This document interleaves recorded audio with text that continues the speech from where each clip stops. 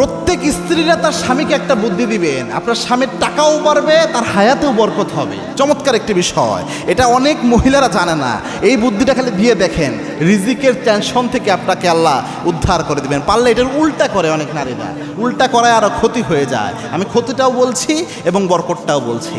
আল্লাহর হাবিব সাল্লাল্লাহু আলাইহি ওয়াসাল্লাম জানিয়েছেন, কেউ যদি চায় তার রিজিকে বরকত হোক, তার হায়াতে বরকত হোক, আল্লাহর হাবিব বলেছেন ওই ব্যক্তি যেন তার আত্মীয়তার সম্পর্ককে জোড়া লাগায়। আত্মীয়তার সম্পর্ক, তাসিলুল আরহাম, আত্মীয়তার সম্পর্ক যেন সে জোড়া লাগায়। এজন্য প্রত্যেক নারীর উচিত হচ্ছে তার স্বামীকে এই ওসিয়তটা করা, এই বুদ্ধিটা দেওয়া যে স্বামী, আপনার আব্বা, আপনার আম্মা এই পৃথিবীতে আপনি আসার জন্য তাদের অবদান আছে, আপনার ভাই, আপনার বোন, তাদের একটা অধিকার আছে। সুতরাং আপনি চেষ্টা করেন তাদেরকে একটু হক দেওয়ার জন্য, তাদের একটু খোঁজখবর নেওয়ার জন্য। যত দূরেই থাকেন না কেন একটু খোঁজখবর রাখেন। আত্মীয় স্বজন, আপনার চাচার সাথে একটু কথাবার্তা বলেন, তার ফ্যামিলির একটু খোঁজ নেন।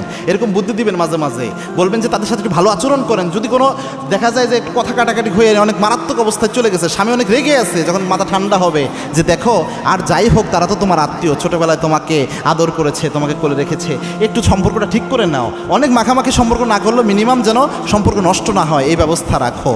আর যখন ভালো অবস্থায় আছে তখন বেশি যেন একটু খোঁজ খবর নেয়, মাঝে মাঝে হাদিয়া পাঠায়, একটু এটার ব্যাপারে উৎসাহিত করেন। আল্লাহর হাবিবের এই হাদিসের অনুযায়ী আপনার স্বামীর হায়াতেও বরকত হবে, রিজিকেও বরকত হবে।